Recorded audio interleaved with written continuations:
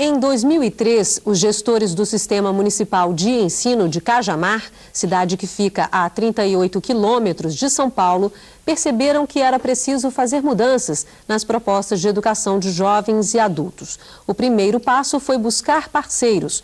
Formar professores que pudessem participar ativamente das modificações foi a etapa seguinte. A iniciativa, em parceria com a ONG Ação Educativa, deu origem ao curso Compartilhando Experiências, Elaborando Propostas. Veja na reportagem. O curso surgiu com a parceria entre a Secretaria Municipal de Educação de Cajamar e a organização não governamental Ação Educativa. Ação Educativa é uma ONG que já tem 10 anos de vida e atua na área de educação de jovens e adultos, buscando a garantia do direito, a uma educação de qualidade dentro do cenário educacional no Brasil. A parceria com a Ação Educativa começou a ser desenhada a partir das demandas da educação de jovens e adultos de Cajamar. Eles nos procuraram para saber se nós, então, toparíamos, junto com eles, reorganizar a educação de jovens e adultos. Eles tinham um diagnóstico. Nós não trabalhávamos com projetos interdisciplinares. Não se pensava na cara de cada escola. A gente sempre estava pegando como modelo o regular. Será que teria que ser os mesmos conteúdos, da mesma maneira trabalhar, sendo que a clientela é super diferente? E tinha uma proposta de garantir uma educação de qualidade, uma gestão mais participada dentro das escolas. Com base no diagnóstico e na proposta, todos partiram para a ação. Então ela foi mexendo nessas frentes. Então pensou-se em rediscutir o trabalho da equipe técnica da escola, diretores e coordenadores, pensando em como acompanhar os professores, estudando para pensar as mudanças da EJA. Uma outra frente é essa, específica dos professores, então, como atuar no coletivo da escola, para os problemas específicos daquela localidade e como também estar atuando dentro das suas áreas. Desde o início da parceria, a equipe da Ação Educativa participa quinzenalmente das horas de trabalho pedagógico coletivo, as HTPCs. Nesses encontros, os professores assistem a vídeos, fazem leituras e, principalmente, compartilham experiências e impressões sobre a prática pedagógica. Então, o todo não é mais só uma questão de chegar na sala de aula e ensinar aquilo que tradicionalmente estava definido. Na verdade, como que o aluno, como é que a gente garante a aprendizagem do que é fundamental para esse aluno. Formar alunos que busquem o que eles não têm na escola. Quer dizer, ele vai sair da escola e ele vai ter que saber onde ele vai pesquisar o que ele precisa. Ele tem que ser um aluno que busca conhecimento. A formação específica dos professores os tem levado a refletir sobre a prática da sala. Então, também fazendo tentativas de trazer para as salas aulas mais interessantes, aulas mais adequadas às necessidades dos alunos, professores que estão discutindo a participação dos alunos nas aulas e discutindo a formação de grêmios nas escolas. Só no ano de 2004 foram mais de 970 horas de formação. Além da presença dos assessores da Ação Educativa nas reuniões, também é feito um acompanhamento do trabalho desenvolvido pelos professores em sala de aula. A ideia é ter o olhar não só do professor sobre aquela prática, mas ter uma pessoa de fora que olha e aponta questões significativas daquela prática. Então, a ideia é, quando volta no HTPC, fazer a discussão daquilo que aconteceu na sala de aula, daquilo que foi visto, daquilo que foi acompanhado. Nós procuramos relacionar teoria e prática pedagógica, sempre tendo como objetivo o bem do nosso aluno, o crescimento intelectual, o crescimento social como cidadão do nosso aluno. A importância de participar aí dessa formação, que nós podemos estar trocando as experiências e estar levando em prática para as salas de aula. Estamos começando, muitos já avançaram muito, outros avançaram menos, mas todos avançaram, ninguém está no ponto que estava.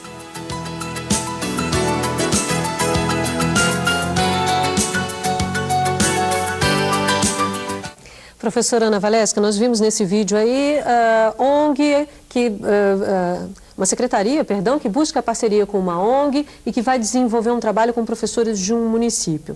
A senhora é também colaboradora de uma ONG aqui no Rio de Janeiro. Qual é o papel, qual tem sido o papel das ONGs nessa busca por formação contínua para os professores? Eu acho que uma coisa que está ficando já um pouco evidenciada ao longo do programa é essa questão de que recursos de formação existem vários e, de certa maneira, esses recursos estão disponíveis, né? Então, me parece que um desses recursos, né, passa exatamente pelas ONGs, né, pelas organizações não governamentais. Eu particularmente, né, nessa ONG que eu colaboro, que se chama Nova América, né, ela atua fundamentalmente na área de educação e direitos humanos, né? E há um programa de educação e cidadania voltado especificamente para professores, em que, através de um convênio, inclusive com a Secretaria Municipal daqui, com algumas outras secretarias de educação, né, se desenvolve esse programa de educação e cidadania junto a alunos da rede pública e junto a professores, né? E o que me parece que é interessante, e aí eu diria que tem um ponto, se aproxima um pouco da experiência da ação educativa, é que a forma de trabalho, né, com professores é aquilo que a gente chama das oficinas pedagógicas, né, e das oficinas pedagógicas percebidas como um espaço em que se constrói coletivamente o saber, né? E que supõe uma parte de estudo, né? Quer dizer, normalmente as oficinas se articulam a partir de determinados textos básicos, né? Que são lidos e discutidos pelos professores, né? Mas que se caracteriza fundamentalmente como esse espaço de troca. Agora, né? a professora que falou ali no vídeo que existe um olhar de fora para discutir o que retorna da HTPC. Me corrija se eu estiver errado, a senhora falou no começo do programa que tem que ter um equilíbrio entre esse olhar de fora e o que a escola vivencia. Como dar uma balança nisso, pôr isso na balança e como avaliar essa situação? Eu acho que o ponto de partida tem que ser sempre o professor, né? Quer dizer, aquilo que ele está, as suas próprias necessidades, né? Eu acho que o ponto de partida tem que ser ele, né? E as outras instâncias têm que, de alguma maneira, responder a essas necessidades, né? Tá certo. Vamos voltar ao Maranhão, falar novamente com a professora Francimari. Olá, professora. Olá. Realmente, quando se fala em fomentar a atualização permanente do professor, e aí automaticamente recai sobre a questão da possibilidade, das possibilidades que tem realmente para fomentar, né, para facilitar com que esse professor realmente se motive, fazer com que esse professor se motive a atualizar permanentemente sua formação, sua educação. E aí recai também na questão, como uma modalidade, como uma alternativa, a educação à distância. Aqui no Maranhão nós temos a Universidade Virtual do Estado do Maranhão, que é uma universidade nova, foi criada há 2 anos, mas já desenvolveu bastantes projetos na modalidade de educação à distância, justamente no sentido de dar continuidade, atualizar o conhecimento desses professores. E nós já desenvolvemos alguns cursos, inclusive incluindo-os tecnologicamente, porque nós utilizamos a plataforma, uma plataforma digital, trabalhamos com videoconferência, nós trabalhamos com material didático impresso também, com CD-ROMs. Então, assim, automaticamente também eles já estão se inserindo no mundo tecnológico, já estão a par das tecnologias utilizadas e como alternativa realmente para que ele possa se atualizar permanentemente, que ele possa ter uma possibilidade de se educar, né, de continuar realmente sua formação e não estagnar, não parar diante dessas mudanças de informações, desses aumentos de informações que o mundo atual vem acontecendo no mundo atual. Obrigada. Professor Roberto, fique à vontade para comentar o que traz a Francimari para a gente. E também eu queria aproveitar e fazer uma pergunta para o senhor. O senhor é ex-dirigente sindical. Isso. Como é que o senhor vê hoje essa organização sindical atuando também para a formação contínua dos professores? Ela é uma formação atuante ou ainda se pode fazer mais? Bom, eu me ocupei do departamento educacional do sindicato de São Paulo, da POSP, durante 7 anos. E esse era um grande desafio do sindicato na questão da formação.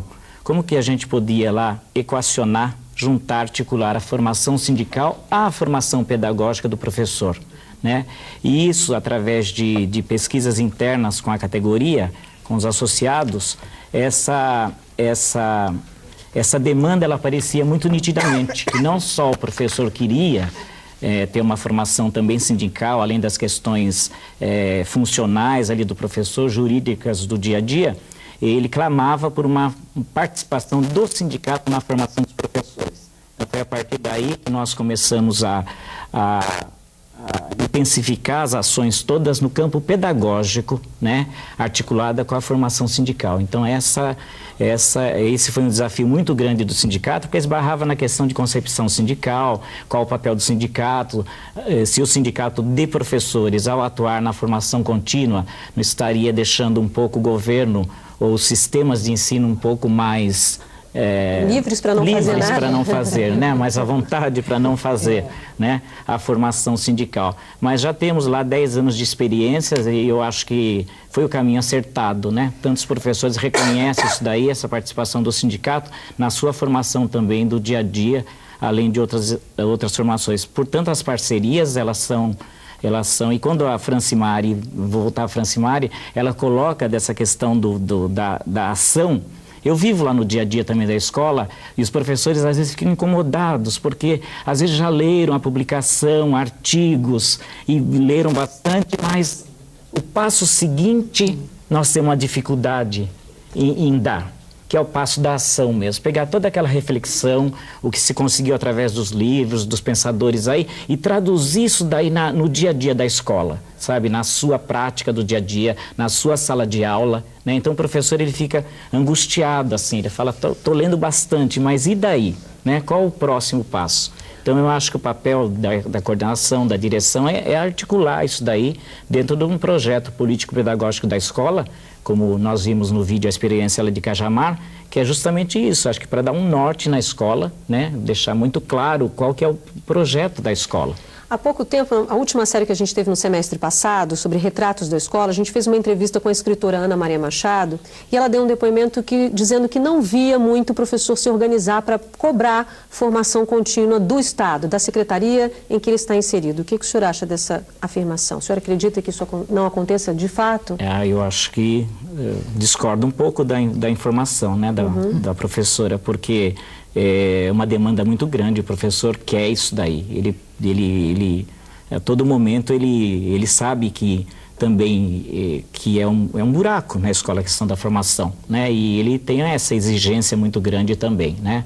E em todos os momentos, nós, claro que o objetivo maior é que essa questão da educação em si, ela fosse pauta de reivindicação, não só de sindicato de professores, mas de todos os sindicatos, né? E da sociedade em geral, né? Quando nós chegarmos a essa cobrança, eu acho que a gente está empurrando um pouco os sistemas educacionais aí, de ter um olhar mais apurado nessa questão de responsabilidade de todos. A gente já está na reta final do programa, professor. Gostaria de ouvir suas considerações finais sobre o que debatemos aqui hoje.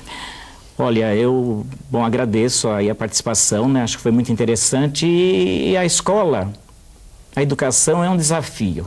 E eu estou lá com 28 anos de idade, de atuação no magistério, muito mais de idade, né? Muito mais idade do que isso, os 28, mas é um desafio do dia a dia. Uma escola, ela pode ter as características, algumas coisas comuns, mas cada escola é uma escola, cada grupo de professores, cada grupo de funcionários é diferente de uma para outra. Nós podemos ter pontos comuns, né?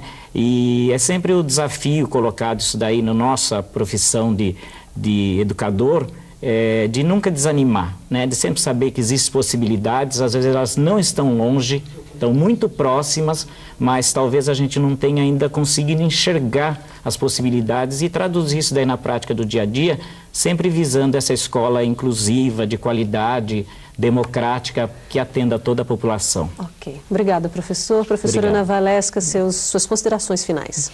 Eu queria reforçar essa colocação do professor Roberto, né, de que eu também acho, o professor tem sede de formação, né? Eu acho que quer dizer, no contato que a gente tem com o professorado, a gente até se surpreende às vezes. Eu acho que o professor, desde que lhe sejam dadas condições, né, e aí eu acho que o papel não só do sistema de ensino, mas o papel da escola é fundamental, né? E por outro lado, de que essa formação seja uma formação que efetivamente responda às suas demandas, né? Quer dizer, muitas vezes, por exemplo, me preocupa às vezes essa multiplicação aí agora, né, quase que se acredita na questão da educação à distância, vai ser a solução mágica para a educação no país, né? Eu acho que não é mesmo. Eu acho que ela é um dos recursos, um recurso importante, né? Mas esse recurso precisa ser adequadamente utilizado, né? O que a preocupa? A proliferação de cursos de cursos, coerentes, de pacotes, né? Eu acho que o que a gente vê por aí muitas vezes é com finalidades frequentemente estritamente comerciais, né? Eu acho que e de fato me parece que não é por aí, né? Quer dizer, então eu diria que para mim duas questões são fundamentais. Uma é essa de que tem que ser oferecidas condições para que o professor, né, efetivamente possa ter uma formação continuada, condições salariais, condições de trabalho. A escola tem que se organizar para isso, né? E tem que haver uma política do Estado efetiva de investimento, né? Eu acho que o sindicato tem um papel fundamental. Eu acho que o Sindicato de Professores aqui do Rio também tem uma escola de professores que eu acho que está cumprindo um papel, né? E, por outro lado, me parece que é fundamental esse outro elemento, que essa oferta efetivamente responda às demandas do professor. Muito obrigada. Desculpa interrompê-la, mas é que nosso tempo está corrido. Professora Maria Isabel, seus destaques para esse final de programa. Eu acho que os dois colegas que acabaram de falar tocaram numa questão essencial, né, que é realmente os professores têm um interesse enorme pela formação, por fazer da melhor forma possível o seu trabalho. Eu acho que encontramos na qualidade do trabalho que realizamos uma grande recompensa, né, pela nossa atuação. Então, fazer bem é fundamental para nós, né, professores. E aí eu queria destacar dois aspectos. Um que já falamos bastante aqui, que é a necessidade de uma política de formação de professores. Dentro dessa política, N parcerias podem ser estabelecidas com ONGs, né, com museus, com instituições que trabalham à distância, mas tem uma preocupação no meio de tudo isso, que são critérios para se fazer essas parcerias. Critérios para a escolha. Não há, só porque se fala em formação contínua, né, não há uma condição sempre positiva dentro de todos aqueles que participam nesse segmento. Então, critérios na escolha é fundamental. O outro aspecto que eu queria colocar aqui é o da atitude do professor. Nós acabamos não falando muito nisso, né? Falamos bastante nas políticas, mas também tem uma atitude do professor, que é este que busca a formação contínua, que busca o aperfeiçoamento de maneira constante. E nesta atitude do professor, eu só queria destacar que pensarmos aí de que maneira vamos atuar é fundamental. Bom, o Salto para o Futuro de hoje fica por aqui. Eu agradeço as participações da Maria Isabel de Almeida, professora da Faculdade de Educação da USP e também consultora desta série. Do Roberto dos Santos, diretor da Escola Estadual Homero Fernando Milano, em São Paulo. E da Ana Valesca Mendonça, professora do Departamento de Educação da PUC do Rio de Janeiro. Eu agradeço também a professora Francimari Macedo Martins, que participou direto do estado do Maranhão. No programa de amanhã, vamos discutir a formação contínua como um dos elementos organizadores do projeto político-pedagógico da escola. Até lá!